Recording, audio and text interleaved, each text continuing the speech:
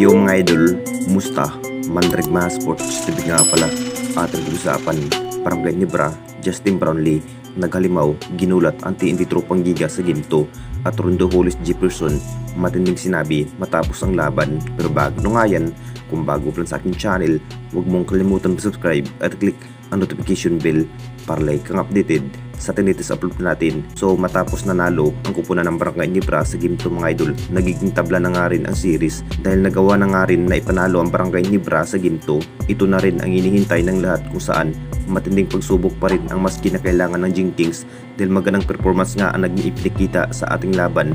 Naghalimaw nga ang ating base import na si Justin Brownlee sa first quarter mga idol.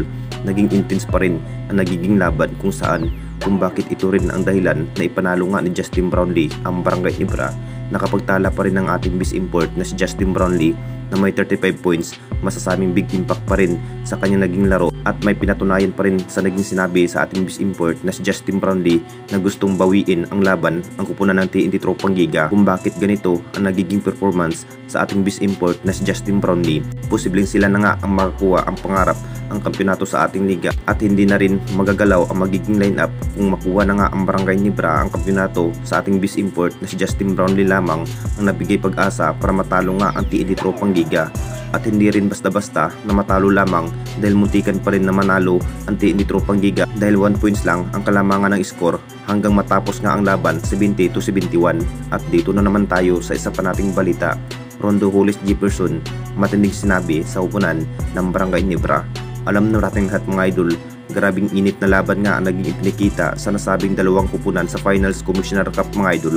Kinabahan pa rin ang Barangay Nebra dahil malalakas pa rin ang TNT Tropang Giga na may Rondo Hollis Jefferson. Kahit nahihirapan nga ang Barangay Nebra, ginawa pa rin ang lahat para magiging tabla nga ang laban. Kung sakaling nakauna ang TNT Tropang Giga sa first up to fourth quarter mga idol, masasabing mahihirapan pa rin ang Barangay Nebra.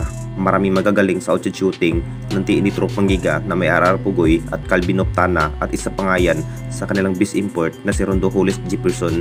Nakapagtala lamang si Rondo Hollis Jefferson na may 25 points, masasabing isa pa rin sa pinakaanga sa opensiba kung bakit malalakas pa rin sa pakikipaglaban. Lamang na lamang nga itong si Rondo Hollis Jefferson mga idol dahil caliber NBA na nga ang kanyang experience kung bakit easy lang ang bawat player ng Barangay Nebra pero mapigilan pa rin ni Justin Brownlee kahit mahirapan nga ang Barangay Nebra. May isang panalo na rin ang Jinx at ganun rin ang TNT Tropang Giga. Matinding ensayo pa rin ang mas kinakailangan ng Jinx para maabot nga ang pangarap na makuha ang kampyonato sa ating liga. Dahil hindi pa rin biro ang magiging laro ng Barangay Nebra, nahandaan na nga ito para matalo nga ang TNT Tropang Giga sa Game 2. Pero hindi pa rin binigo ang lahat. Matinding sinabi na rin ni Rondo Hollis Jefferson mga idol, talagang babawi pa rin ang TNT Tropang Giga sa Game 3 at tatapusin ng araw ang series. Ang TNT Tropang Giga ng araw ang makakuha sa kampyonato at mataob nga ang Barangay Nebra. Anong masasabi ninyo mga idol tungkol sa ating video?